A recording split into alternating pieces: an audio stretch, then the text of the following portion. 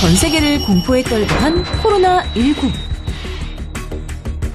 감염 초기 증상인 발열 때문에 모두가 체온에 더 민감해졌는데요. 그런데 혹시 발열 증상이 없단 것에 안심하고 무심코 지나치진 않으셨나요? 사람의 기초 체온 36.5도. 여기서 온도가 내려가면 면역력이 감소한다는 사실. 당신도 모르는 사이 건강에 적신호가 켜졌다면 겨울철 떨어지는 체온을 지키는 방법, 그리고 우리가 몰랐던 체온에 대한 모든 것을 알려주기 위해 여기 의사들이 뭉쳤다. 김시환 가정의학과 전문의, 김의중 한의사, 이수정 요리연구가, 방송인 문영미와 함께 면역력을 올리고 건강수명을 늘리는 기초체온 지키기 비법, 지금 바로 알려드립니다.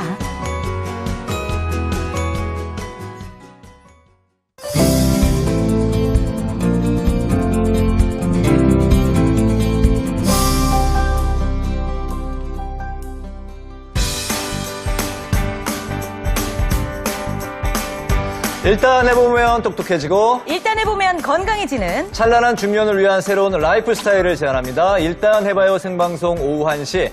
오늘은 11월 17일 수요일입니다. 안녕하세요. 신동진입니다. 안녕하세요. 이지연입니다. 네. 정말 바야흐로 네, 그 바야흐로. 어느 때보다 내 체온을 사수해야 되는 계절이 왔습니다. 날이 쌀쌀해졌죠? 그러니까요. 네. 아주 그냥 꽁꽁 매서 내 체온을 지켜줘야 되는데 네. 평소에 체온 잘 알고 계시죠? 요새는 뭐 어디 가도 네. 좀 체온 체크하는 데가 이제 하긴 그렇죠. 많이 이렇게도 간편하게 하고 할수 얼굴도 있는 데가 갖다 대기도 하고. 많이 네. 있어서 또 이제 아기 키우는 집은 그쵸. 늘 그 체온계가 집에 있잖아요. 맞습니다. 가끔 네. 이제 아기 재면서 저도 이제 재는데 어. 근데 요즘 그 날이 쌀쌀해서 그런지 바깥에 나갔다 들어오면 36도 아래로 나올 때도 있더라고요. 어? 혹시 파충류? 뭐래? 아니 그럼 문영미 파충류인가? 쌤은요? 저는 뭐 34, 32, 뭐 35. 오. 그거 가지고 무슨 체온이 너무 얕으니까 들어오지 마세요 이런 소리는 안 해요. 그렇죠, 그렇죠. 높으면은 그럴지 그렇죠, 모르겠지만. 그렇죠. 자, 그러니까 그래서 이렇게 저는 이게 저 너무 들쑥날쑥해가지고 오늘 그 정확한 그 원인을 네. 정확하게 제가 오늘 좀 알으려고 그래요. 네. 와, 배우려고 그럽니다. 34도까지도 나오시네요. 저희가 32도 나와요. 32? 이제 손을 자주 씻잖아. 예. 손 씻고 바로 재라고 그랬잖아. 체온을. 그럼 탁 재면 32. 와. 근데 우리가 사실은 그렇게 뭐 32가 됐든 34가 됐든 우리는 원래 36.5에서 37 그렇지. 사이로 알고 있는데 그렇죠. 그렇게 낮게 나왔을 때는 우리가 요즘 반가워하잖아요. 아, 난 별일 없다. 그런데 요게 좀 여러 가지 이유도 있고 또 그러면 안 되는 것들도 있고 그럴수록 더 챙겨야 되는 것들도 있다고 합니다. 그래서 오늘 우리의 기초 체온에 대해서 궁금한 점도 함께 알아보고 또 함께 공부해 보도록 하겠습니다. 네. 자, 여러분도 아마 궁금한 점이 많으실 텐데요. 보시면서 떠오르는 이야기들 있으시면 저희에게 주저 말고 메시지 보내주시면 되겠습니다. 네, 시청자 여러분들의 그 참여 방법 알려드릴게요. 카카오톡 상단에 있는 돋보기 누르시고요. 일단 해봐요를 검색한 후에 친구 추가를 하시고 그리고 메시지를 보내주시면 됩니다.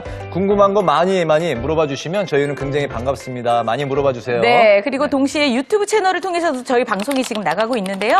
보시면서 궁금증이나 의견 생기시면 저희 댓글로 달아주시면 저희가 선별해서 방송을 통해서 답변 보내드리고 또 의견도 공유하도록 하겠습니다. 네. 오늘은 그 두 분의 의사 선생님을 모셔서 이분들의 이야기를 들어보려고 하는데 평소 이분들은 기초 그 체온을 유지하기 위해서 어떤 걸 하시는지 그 이야기를 한번 듣고 저희도 배워보도록 하겠습니다. 먼저 가정의학과 전문의 김시환 선생님 안녕하세요. 어서 오세요. 안녕하세요. 네, 김시환입니다. 네. 네. 그리고 그 옆에 한의사 김의중 선생님 나오셨습니다. 반갑습니다. 네, 안녕하세요. 반갑습니다. 김의중입니다. 네. 네, 오늘 사실 뭐 아이들 어렸을 때나 네. 일단 아픈 거 갔을 때 이제 체온을 재보지 네. 정작 나는 지금 체온이 제대로인가? 이런 거를 신경 써본 적이 없어요. 그쵸. 저는 한번 엄청 떨리고 아팠는데 이상하다 몸이 왜 이렇게 안 좋지 하고 이렇게 약간 미련하게 버텼거든요. 네. 혹시나 해서 제반대 39도가 넘어서 병원 간 적이 있어요. 아이고. 그러니까 그 정도로 내 체온에 대해서 신경을 못 쓰고 있었는데 네. 여러 가지로 한번 오늘 선생님들께 여쭤보도록 하겠습니다. 일단 단도직입적으로 여쭤볼게요. 선생님들 앞에 OX가 있거든요. 그냥 정답이라고 생각하는 것을 반사적으로 들어주시면 되겠습니다. 반사적으로. 자, 기초 체온을 지켜야 질병을 막고 건강하다. OX. 하나, 둘, 셋.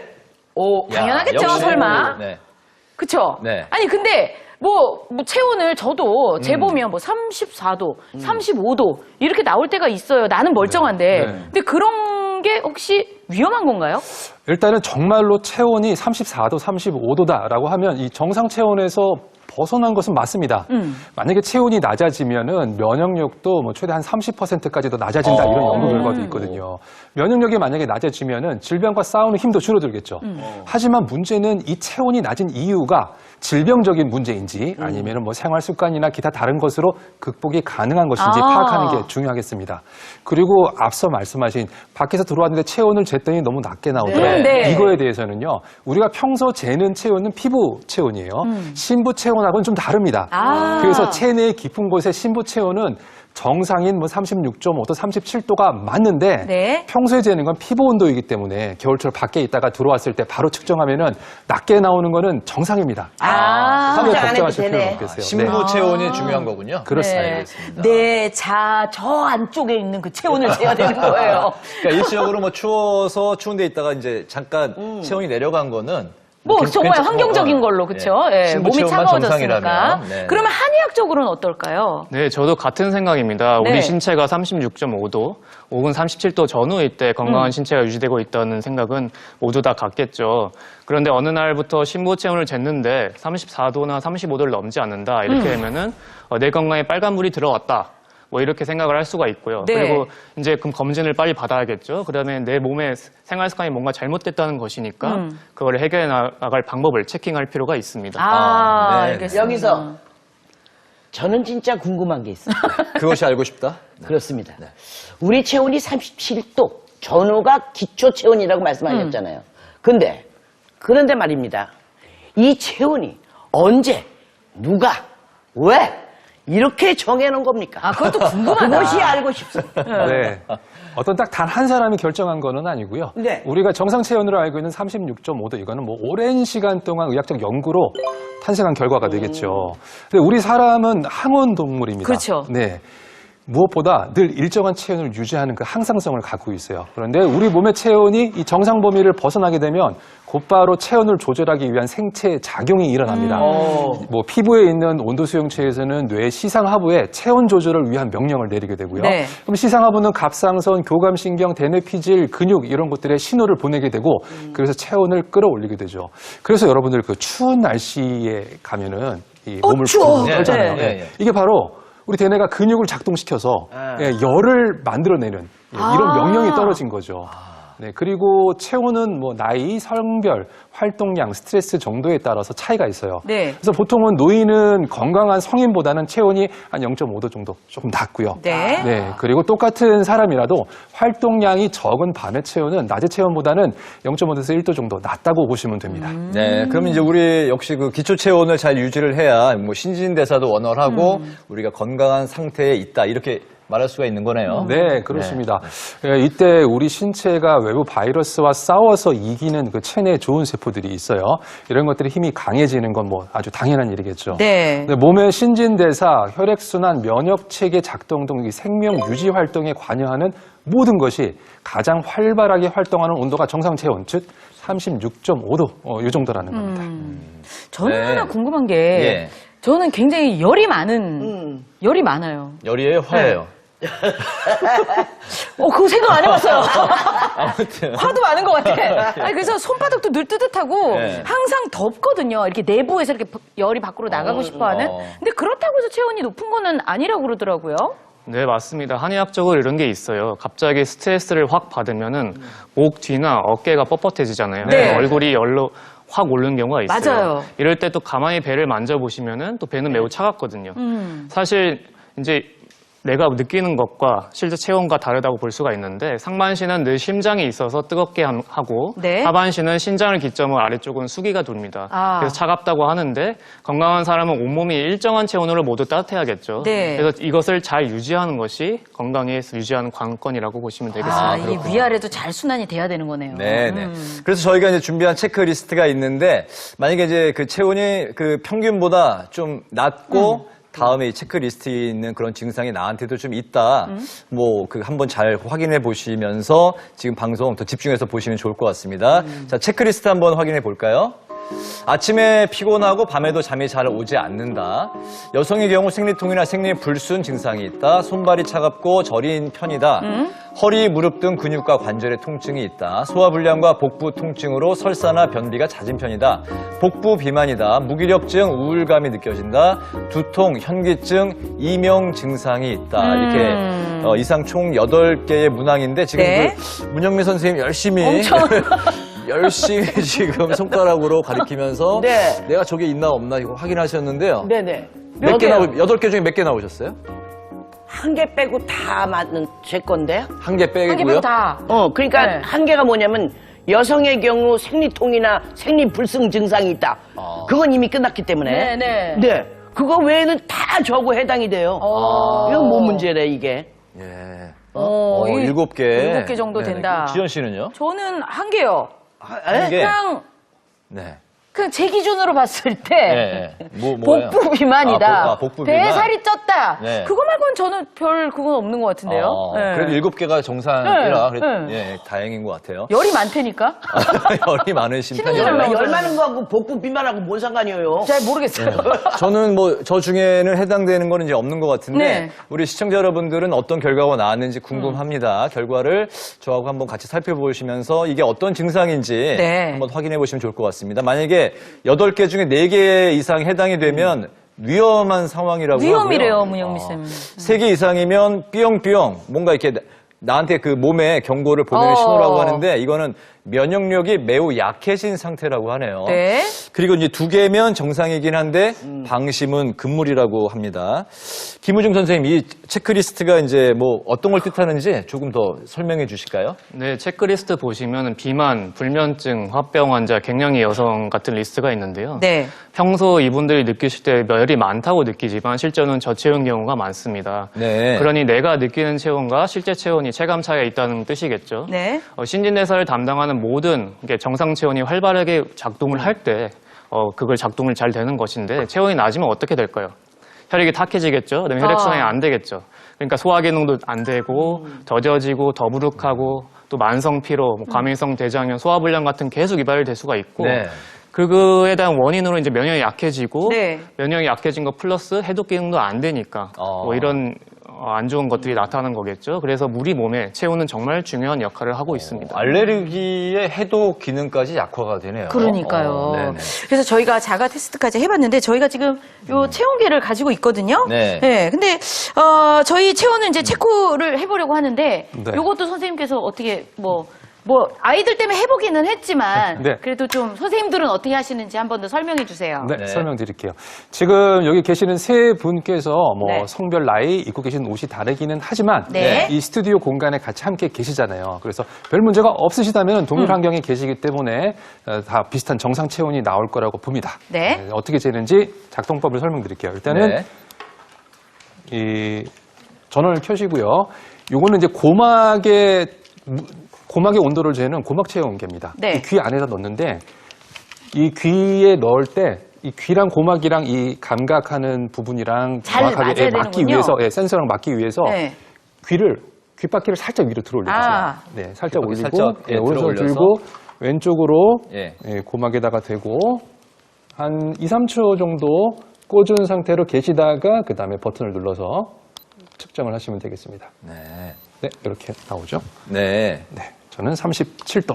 37도 네. 정도도 야. 뭐 괜찮은 거. 정상. 그러니까. 아니 근데 선생님 왜 꼭 고막을 이렇게 들고 여기다 재야 돼요? 예전에 보면은 혀 밑에도 했지, 겨드랑이에도 했지, 뭐 네. 하는 이 체온을 요즘은 여기 한 데가 손목에 나눠서 하는 것도 네. 있고요. 하지. 네. 그런데 뭐 특별히 뭐 이렇게 해야 되는 부분이 있는 거예요? 있습니다. 네. 사실 그 가장 정확하게 신부 체온을 잴 수 있는 부위는 직장을 통한 학문. 아. 학문을 통한 직장이에요, 직장. 학문. 아, 네네. 네. 근데 이게 불편하잖아요. 그렇죠. 쉽게 하기가 어려우니까 네. 그 다음으로 또 비교적 신부 체온을 정확하게 잴 수 있는 게 우리 고막입니다.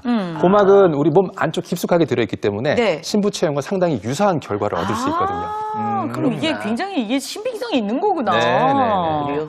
자, 그럼 재볼까요? 지금 이 자리에서 무슨 학문에다 대고 그냥 이걸 넣을 수도 없고. 그러니까 일단 제가 네. 열고 네. 잘 센서가 고막하고 잘 만날 수 있게 해서 소리가 안 나. 재시면 돼요. 한번 누르셔야 되는데. 눌렀는데 안 나. 34야. 34? 아, 뭐요? 잠깐만. 제 걸로 한번 해볼까요? 34 요. 예. 네, 저희 요거 일회용으로 쓰는 캡이 여러 개가 있으니까 그걸로 하면 돼요. 됐다. 삑 소리 났어요.